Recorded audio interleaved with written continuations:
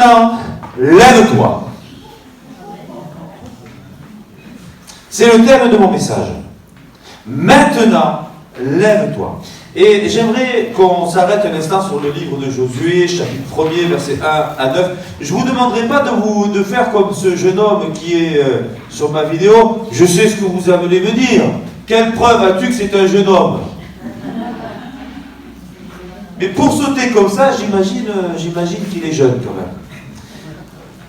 Mais Josué avait plus de 80 ans. Caleb avait 85 ans quand il s'est emparé de son territoire en Canaan, de cette montagne. 85 ans. Et Dieu dit à un octogénaire, maintenant, lève-toi. Alléluia. Alors s'il y a des octogénaires au milieu de nous aujourd'hui, levez-vous s'il vous plaît. Bon, pas pendant tout le message, je n'oserais pas vous faire quand même subir cela. Mais il est écrit ceci, après la mort de Moïse, serviteur de l'Éternel. Alors pour ceux peut-être qui n'ont pas une culture biblique, autrefois Dieu on l'appelait en Israël l'Éternel, c'est-à-dire Yahweh. Yahweh. Moïse, mon serviteur, est mort. Maintenant lève-toi, passe ce Jourdain, toi et tout ce peuple, pour entrer dans le pays que je donne aux enfants d'Israël. Tout lieu que foulera la plante de votre pied, je vous le donne, comme je l'ai dit à Moïse. Vous aurez pour territoire depuis le désert et le Liban jusqu'au grand fleuve, le fleuve de l'Euphrate, tout le pays des Hétiens jusqu'à la grande mer vers le soleil couchant. Nul ne tiendra devant toi tant que tu vivras. Je serai avec toi comme j'ai été avec Moïse. Je ne te délaisserai point, je ne t'abandonnerai point. Fortifie-toi et prends courage, car c'est toi qui mettras ce peuple en possession du pays que j'ai juré à leur père de leur donner. Fortifie-toi seulement et aie bon courage en agissant fidèlement selon toute la loi que Moïse, mon serviteur, t'a prescrite. Ne t'en détourne ni à droite ni à gauche afin de réussir dans tout ce que tu entreprendras. Que ce livre de la loi ne s'éloigne point de ta bouche. Médite-le jour et nuit. Il s'agit de la Bible. Autrefois la Torah et pour nous la Bible. Pour agir fidèlement selon tout ce qui y est écrit. Car c'est alors que tu auras du succès dans tes entreprises. C'est alors que tu réussiras. Ne t'ai-je pas donné cet ordre? Fortifie-toi et prends courage. Ne t'effraie point, ne t'épouvante point, car l'Éternel, ton Dieu, est avec toi dans tout ce que tu entreprendras. Amen. Lève-toi, fortifie-toi et prends courage. N'est-ce pas là un ordre?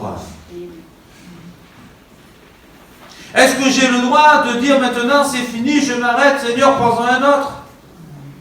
Je suis trop fatigué? J'ai trop donné? Je suis resté moi seul, disait Élie. Mais non, il y a encore d'autres personnes qui n'ont pas fléchi le genou devant Baal. Ici, ce que nous comprenons en lisant ce texte, c'est que Moïse n'est plus là. Moïse n'est plus là. Son mandat a pris fin. Dieu est venu le chercher. Il est venu le reprendre. Comment faire maintenant que Moïse n'est plus là?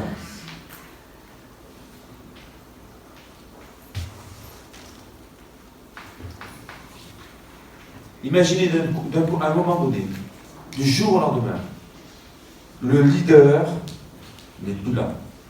Le chef n'est plus là. Le responsable n'est plus là. Le président de la République ou peu importe qui n'est plus là. Comment va s'organiser la suite? Quel genre de responsable sera Josué après Moïse? Quel genre de roi sera Salomon après David? Quel genre de roi sera Roboam après Salomon? Et ainsi de suite. Quel genre de président aurons-nous après celui que nous avons actuellement? Il n'y a pas un petit moment de flou, il n'y a pas un petit moment de crainte, un petit moment d'observation. Je me dis quand même, il va falloir réussir à prouver, à faire ses preuves pour obtenir du crédit auprès d'environ 3 millions, peut-être certainement plus maintenant, de Juifs. Il va falloir qu'ils me suivent. Il va falloir aller un peu plus loin. Moïse n'est plus là. Comment faire maintenant? il nous faut un nouveau leader. Il nous faut un nouveau guide. Oui, mais Dieu était le chef, Dieu était le guide. Oui, mais Dieu, il a choisi quelqu'un de visible pour pouvoir se faire obéir. Et il a fallu qu'il y ait un intermédiaire entre Dieu et les hommes pour que le peuple suive Dieu. Ici, c'est Moïse. Pour nous, ça a été Jésus. Et Jésus a mis en place les ministères pastoraux pour que ces choses puissent continuer de se faire. Il nous faut un nouveau leader pour faire rentrer le peuple d'Israël dans la conquête de Canaan. Alors, premier point, j'ai mis quand un bon leader disparaît. Parce que Moïse était un bon responsable. C'était un bon leader, c'était un bon directeur, un bon guide. Vous pouvez mettre le mot que vous voulez. Il y en a qui n'aiment pas leader, alors vous mettez le mot responsable. S'il y en a qui n'aiment pas le mot responsable, eh bien vous mettez le mot pasteur. Voilà. Parce qu'il a fallu qu'il soit quand même le pasteur d'un troupeau. Parce que je peux vous dire qu'il y en avait des brebis galeuses. C'est pas comme à Villeneuve-sur-Lot.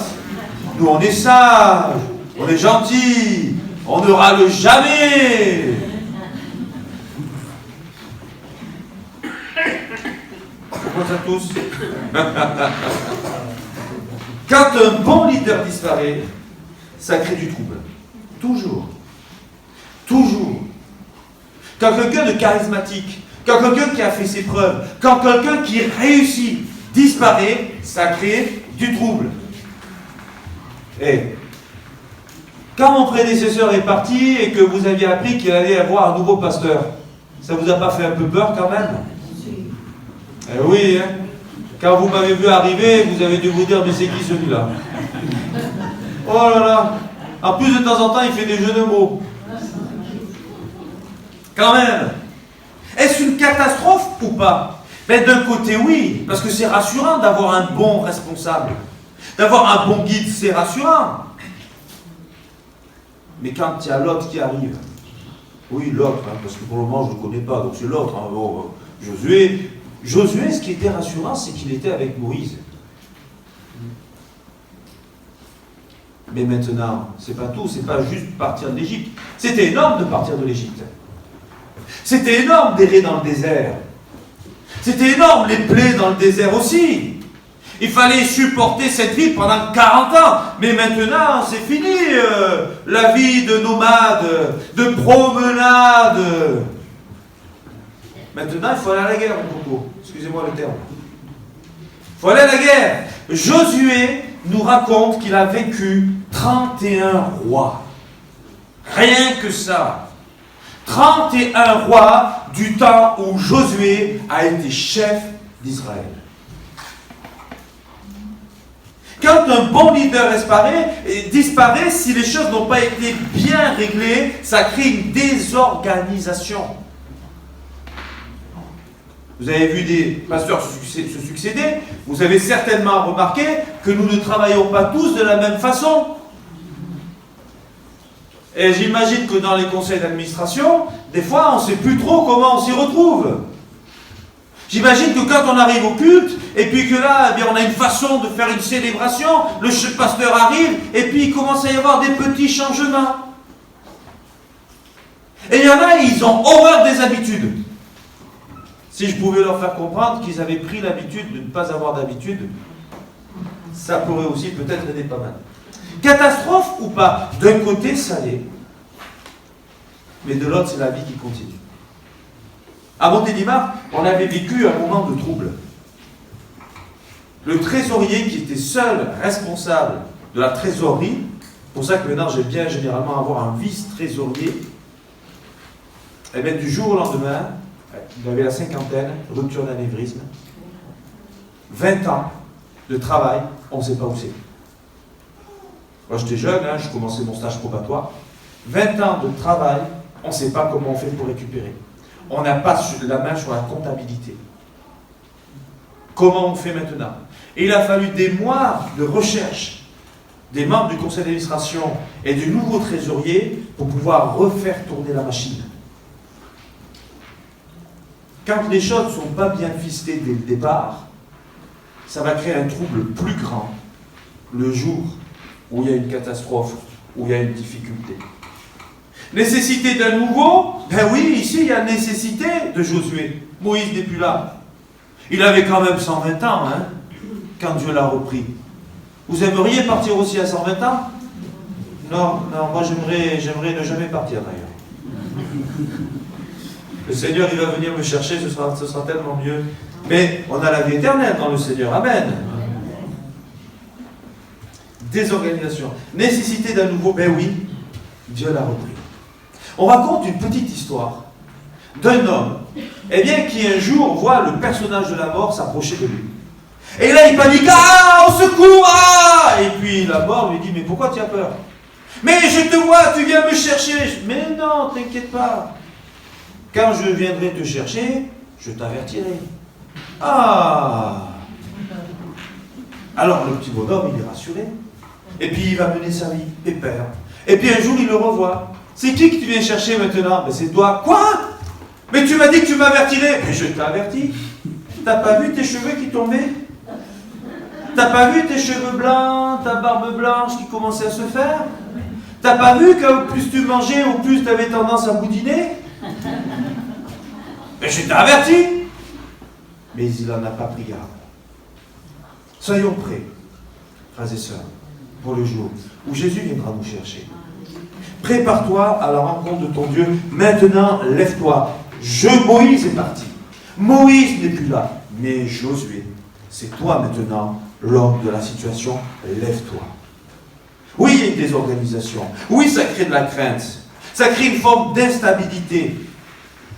Mais il y a besoin d'un remplaçant, je dirais même plus, d'un successeur ayant fait ses preuves. Josué a pu faire ses preuves.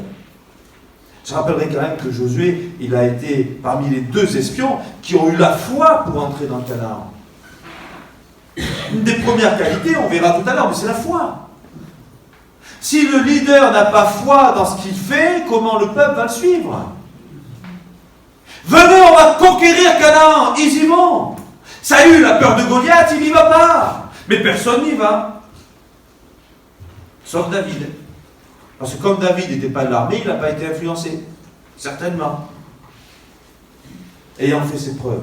Le besoin, c'est maintenant. Sinon, il y a un risque de chaos. Si Josué ne se lève pas au moment où Dieu lui parle, Josué a été préparé, contrairement aux autres. S'il ne répond pas à l'appel de Dieu, ça va susciter du chaos parmi les Hébreux. Si demain on se retrouve sans responsable, et on a vécu en France des périodes d'anarchie au XIXe siècle, c'est le XIXe, c'est ça, hein, les anarchies. Bon, enfin bref, c'est par là. On a vécu des périodes d'anarchie où il n'y avait plus de chefs, plus de responsables. Et bien ça a créé le chaos, chacun faisait ce qu'il voulait. Et on a eu des temps de terreur, on a eu des temps de génocide, où on a fait mourir des protestants, ou autres. Le crime, quand il n'y a plus de leader, de responsable, qui, eh bien, va reconnaître le crime et juger le crime? Il n'y a plus de loi. Et le peuple d'Israël a vécu ces périodes avec les juges, où il n'y avait plus de loi, où chacun vivait comme il lui semblait bon. Et on voit des périodes, avant la loi de Moïse, où il n'y avait pas de loi. Regardez Sodome et Gomorrhe. Il n'y avait pas de loi, il n'y avait pas de règles. Regardez du temps de Noé. Et les gens allaient de plus en plus dans tout ce qui touche à la méchanceté. Le besoin, c'est maintenant. Sinon, il y a un risque de chaos. Dieu a cherché un homme. Et il a trouvé Josué. Ça fait 40 ans que Josué se prépare à ce poste.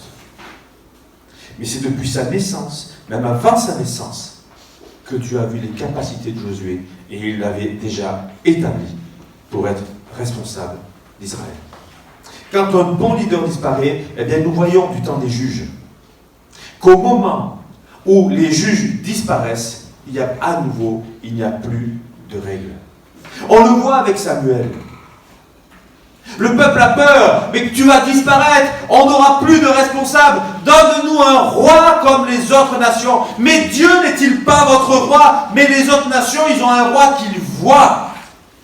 Nous voulons un roi qu'ils voient. Et Dieu dira à Samuel, ce n'est pas toi qui rejettes, mais c'est moi. L'homme, allez savoir pourquoi. L'homme, dans toute sa structure, dans toute sa pensée, avec toute son intelligence, l'homme a besoin de notre homme comme guide pour le conduire dans les voies de Dieu, alors que on aurait simplement besoin de se tourner vers lui d'une manière naturelle pour obtenir les choses dont nous avons besoin. Dieu qui sait toutes ces choses, eh bien, il a fait l'Église. Et dans cette Église, eh bien, il a donné les uns comme prophètes, comme apôtres, prophètes, évangélistes, pasteurs et docteurs, en vue d'édifier l'Église. Parce qu'il savait que dans l'histoire de l'humanité, l'homme n'a pas changé. Et pour se nourrir des choses de Dieu, eh bien, il y a besoin d'un guide. Si bien qu'il dira dans Romains 10, mais comment se convertiront-ils si personne ne leur prêche? Alors Dieu a appelé des prédicateurs. Les juges, Samuel, mais on pourrait parler de Jésus aussi. Dans Jean 16, parce que je vous ai dit que je m'en allais, vous êtes troublés. Les apôtres étaient troublés. Et quand Jésus meurt sur la croix, quel trouble, quel trouble! Continue-t-il d'être prédicateur? Non. Ils retournent à la pêche. Ils reprennent leur tablier. Ils reprennent leur bleu de travail. Et ils vont travailler dans ce qu'ils savaient faire. Quel trouble! Jésus n'est plus là. Qui pour prendre la relève? Qui va pouvoir poursuivre? Eh bien, l'évangélisation d'Israël et du monde. Qui? Mais Jésus va ressusciter des morts et il va les rétablir dans leur fonction. Et Dieu va rétablir toutes choses. Nous voyons hein, que... j'ai prévu de le dire plus loin, donc je ne vais pas le dire maintenant, mais nous voyons que Jésus, il a appelé déjà, et il les a établis. Mais on en parlera tout à l'heure. Ce que j'aimerais dire quand même encore par rapport à quand un leader, je vais enlever le mot bon, disparaît. Nous avons tous quelque chose, un repère, nous avons tous une forme de leader dans notre esprit. Un repère. Quelqu'un qui nous guide, quelqu'un qui nous a éduqués, quelqu'un qui nous a enseigné, qui a délivré un message dans lequel nous avons cru. Tous. Et à un moment donné, si nous voulons saisir la main de Jésus, eh bien il va falloir se conformer au message de Jésus. Quel a été celui qui a été mon guide, mon leader, mon responsable? Qu'est-ce qui m'a influencé avant que j'entende le message de Jésus? Est-ce que ça peut exister et cohabiter avec le message de Jésus ou doit-il y avoir une séparation? Il a fallu à un moment donné, pour saisir la grâce, il a fallu à un moment donné se détacher de la loi. Il a fallu que la loi, c'est une façon de parler, meure pour que la grâce émerge et pour que nous y rentrions dedans. Jésus, en disant qu'il a tout accompli, il a accompli ce qui concerne la loi pour notre pardon, pour le pardon de nos péchés, pour nous faire entrer dans la grâce, afin que par la foi en lui, nous soyons parfaitement sauvés.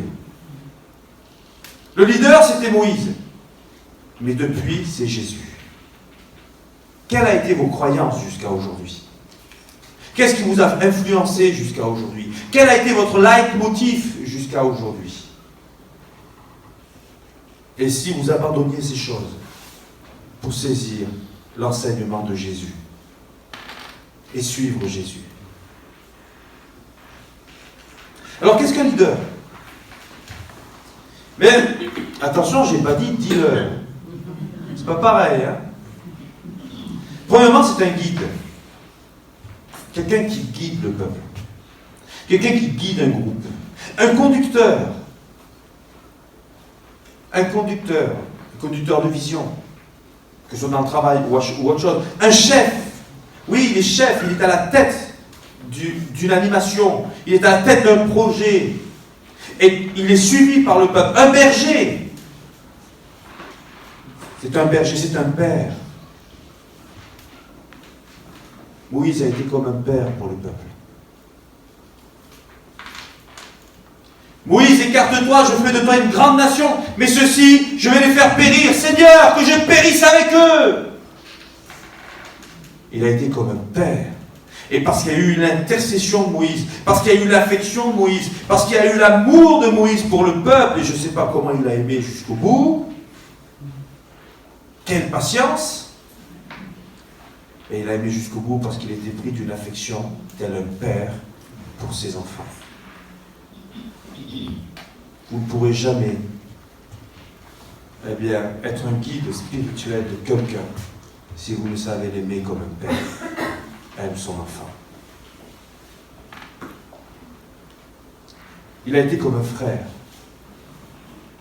C'est pas seulement un père qui va exercer une autorité, mais c'est un frère qui sera un soutien, qui sera là en partage. Il a été un médiateur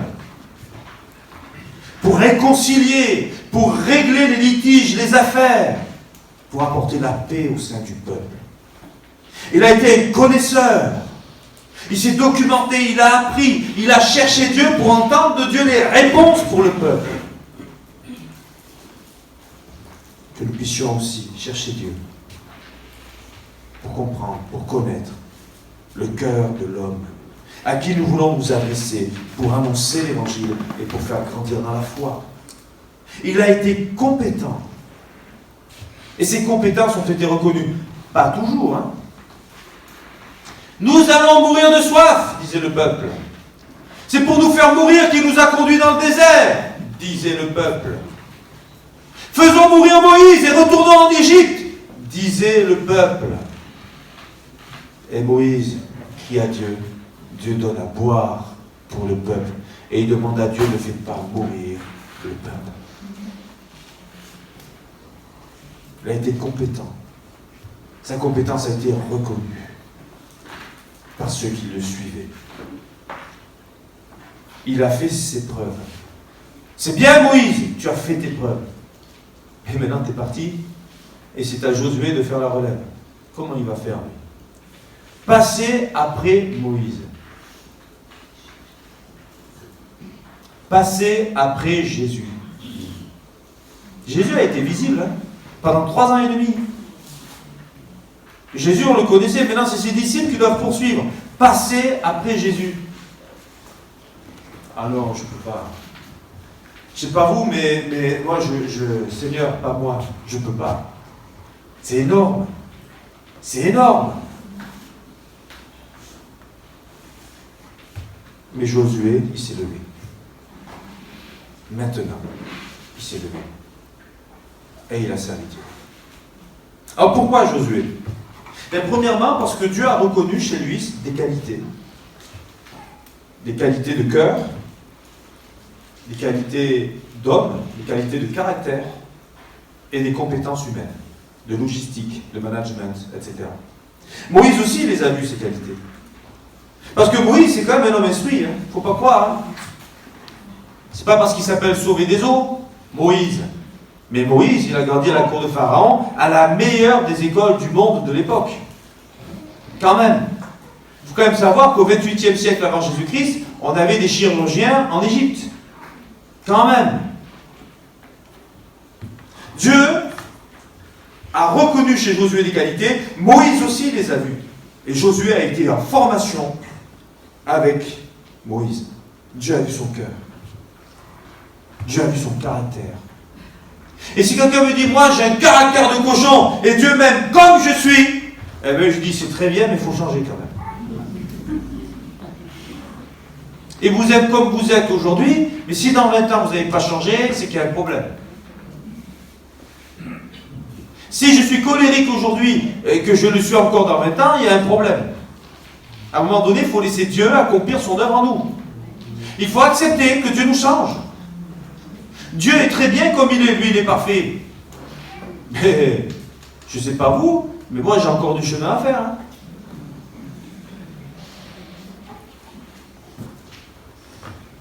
Nous sommes à l'école de Dieu. Et nous y serons jusqu'à la fin de nos jours. Dieu nous montre des choses. C'est pas... Et bien sûr, il nous dit qu'il nous aime. Et il nous montre des choses. Mais c'est pas pour qu'on comprenne qu'il nous aime comme on est. C'est pour qu'on dise, pardon Seigneur, viens et change-moi. Viens et change-moi. Il a vu son cœur, son caractère. Même son nom, Josué, dont la racine est osé, signifie sauver. C'est la même structure grammaticale que le nom de Jésus.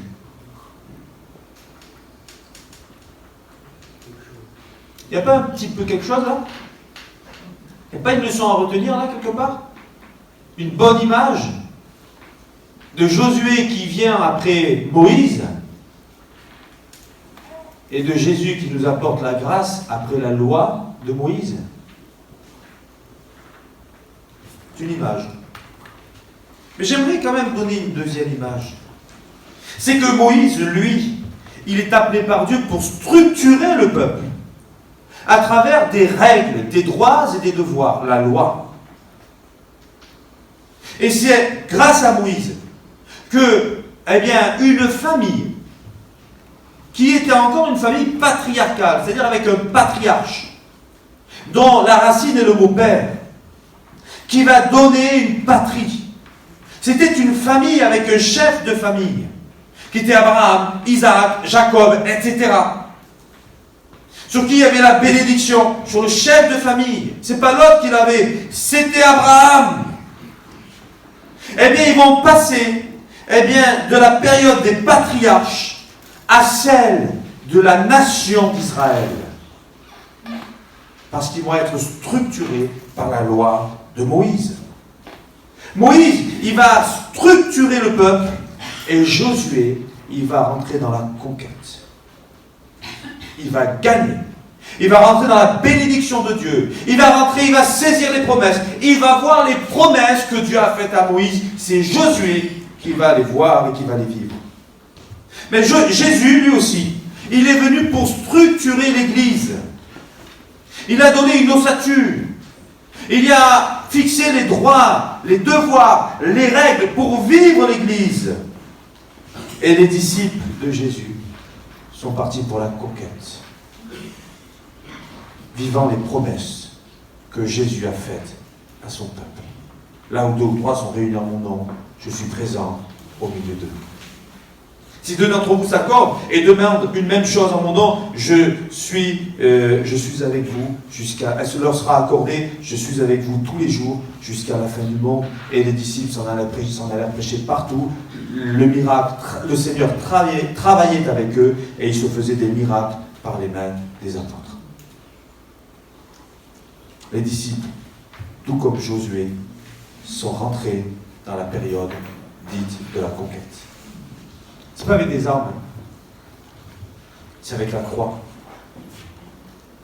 Ce n'est pas avec des poings, c'est avec la foi et l'espérance et l'amour. Alors comment réussir? Comment Josué peut-il réussir à se lever maintenant? Comment nous-mêmes pouvons-nous réussir à nous lever maintenant pour rentrer dans la période de la conquête et pour rentrer dans le service de Dieu tel que Dieu nous appelle à le faire? Mais premièrement, je dirais, prenons conscience que Moïse est mort.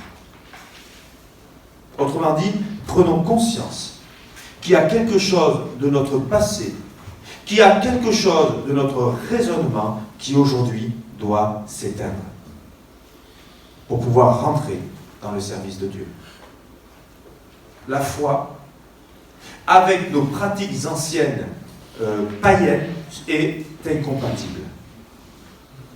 C'est ce que je disais mardi lors d'un entretien, un homme qui vient me voir et puis qui me dit qu'il a été baptisé par un pasteur dans une certaine église, et puis il me met dans la boîte une demande de prière pour ses parents qui sont décédés.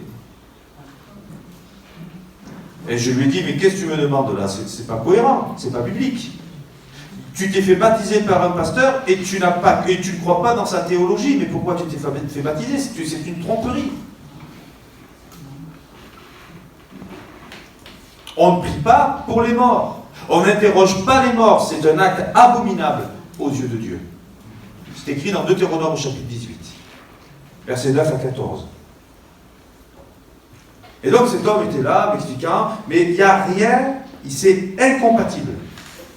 Il y a quelque chose du passé, des croyances passées, qui doit s'éteindre, qui doit mourir maintenant pour entrer pleinement dans les promesses que Dieu nous fait de conquête. Prendre conscience que ceux sur qui on s'appuyait avant, ce n'est plus sur eux que l'appel de Dieu demeure, mais c'est sur toi. Prendre conscience, Hichem il va faire le travail, maintenant il a Nicolas il va faire le travail, et puis Christophe, de toute façon avec Philippe, et ils sont partout, Jonathan aussi, donc il n'y a pas besoin de nous. D'abord, il faut prendre conscience que ce genre de raisonnement ne te fera jamais rentrer dans les conquêtes.